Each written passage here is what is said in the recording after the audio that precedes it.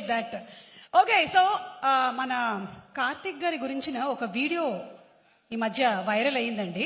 ఒక్కసారి చూద్దాం అనుకుంటున్నాము. ఆయన మీద చాలా కంప్లైంట్స్ ఉన్నాయి. ఆ కంప్లైంట్స్ ఏంటో ఒకసారి డైరెక్ట్ గా అడిగి తెలుసుకుందాము. Video please.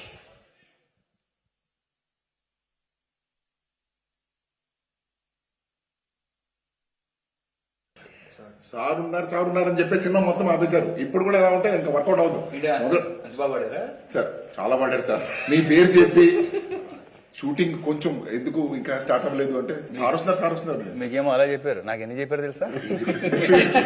నాతో ఏం చెప్పారంటే ఆ నవదీప్ సార్ అడిగి వెళ్ళిపోయాడు, అనుభవం ఏమో అవుట్ ఆఫ్ కంట్రీ అండి, వినయ్ రాయ్ ఏమో ఫోన్లు ఎత్తట్లేదండి, ఒక సరదాగా అంటున్నా చేసి బాగున్నా సార్ ఊరికే. ఇలాంటి ఎన్ని రీజన్స్ చెప్పారు చెప్పిన.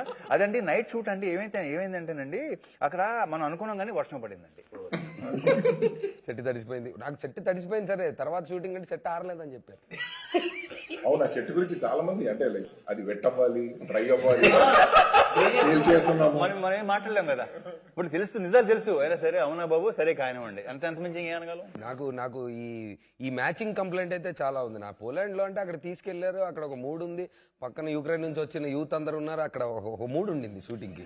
ఆ షూటింగ్ ఇక్కడ చీటింగ్ చేసినప్పుడు మాత్రం నాకు అసలు నచ్చలేదు. కాదు, ఫస్ట్ పోలాండ్ వెళ్దాం అంటే కొంచెం మన సమ్మర్ లో వెళ్తే బాగుంటుంది కదా, చల్లగా ఉంటుంది కదా అంటే అంటేనండి అది ఒక విచిత్రమైన బాడీ లాంగ్వేజ్ ఉంటుంది కార్తీక్.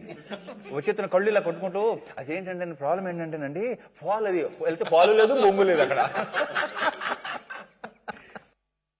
అమ్మో అమ్మో కార్తిక్ గారు, ఎన్ని నిజాలు మీరు లేకుండా వాళ్ళు స్క్వేర్ టేబుల్లో కూర్చొని మాట్లాడుకున్నారు. మీకు ఇదే అవకాశం, మీరు అమాయకులు అని నిరూపించుకోవడానికి.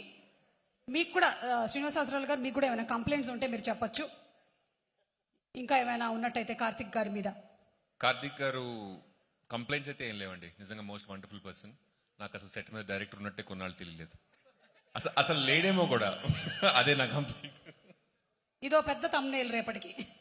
ఓకే, చెప్పండి మీరేం సంజాయిషి చెప్పుకోవాలనుకుంటున్నారు. యాక్చువల్లీ అంటే మాకు సెట్ తడిచిపోవడం తెలుసండి, ఆరిందా లేదా ఇంకా సెట్ ఆరలేదు అనే కంప్లైంట్ కూడా ఒకటి ఉంది.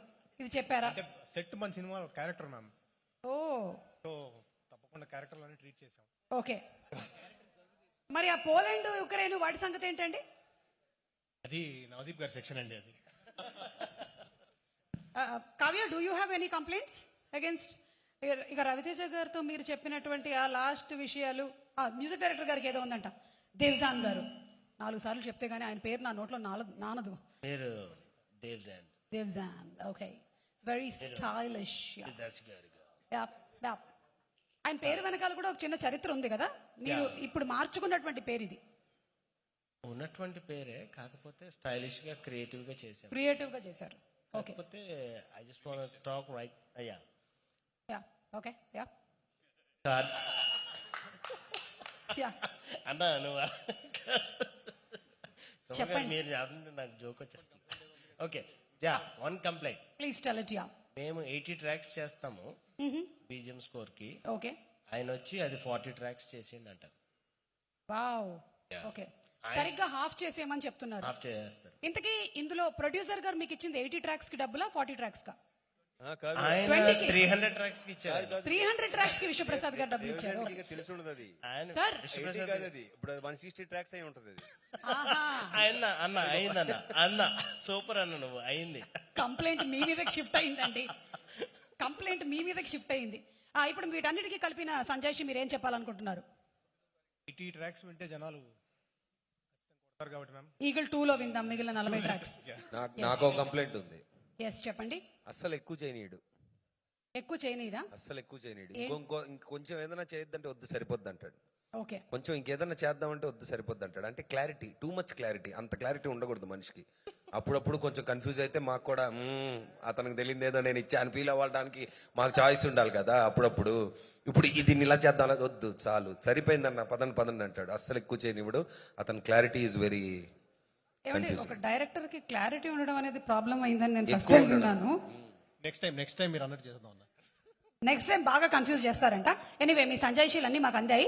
కానీ నవదీప్ గారు, మీరు కూడా పోలాండ్ లో కొన్ని రోజులు యూత్ తో అని అన్నారు, కానీ ఎవరు చూడలేకపోయారు అది ఏంటి అని. కానీ మా చేత చిక్కింది. ఆ ఫోటోలు ఒకసారి చూద్దాము. నవదీప్ గారివి యూత్ తో ఫోటోలు చూడండి. ప్లీజ్ ప్లే నవదీప్ గారు అండ్ యూత్ ఫోటోలు. మీరు చూడలేదు కదా ఈ ఫోటో? అది డాన్ బిల్సేరియన్, నేను కాదు. మీరే? వావ్, మంచి యూత్ ఫ్రెండ్స్ ఉన్నారు. వెనకాల వాళ్ళ బాడీ గార్డ్సా? Okay, next picture. Oh my God, Poland Ukraine లో మీరు చేసినటువంటి ఈ ఫోటోలు చూసి అనుదీప్ గారు చాలా ఫీల్ అవుతున్నారు. ఎందుకు ఫీల్ అవుతున్నారు మీరు చెప్పండి? మీరు ఆ ఫోటోలో లేరనా? దీని మీద మీ స్పందన? స్పందన నీ బొందన అంటారా? అంటే నా ఫోన్కి యాక్సెస్ లేదు కాబట్టి మీరు అలా వేరే ఫోటోల్లో అలా ఫోటోలు పెట్టుకోవాల్సి వచ్చింది, నా ఫేస్ తీసి. నా ఫోన్కి యాక్సెస్ ఉంటే నా ఫోన్లోనే మీకు అన్ని మీకు కావాల్సినవన్నీ ఉండేవి. ఓ మై గాడ్, యాక్చువల్లీ మా దగ్గర ఒక కొత్త గేమ్ ఉంది. మీ ఫోన్ మాకు ఇస్తే మేము కాసేపు పెట్టుకొని అందులో ఉండేవన్నీ ప్లే చేస్తాం. ఓకే, ఇప్పుడే రిలీజ్ అయినటువంటి గరుడం సాంగ్ ఒకసారి ప్లే చేద్దాం.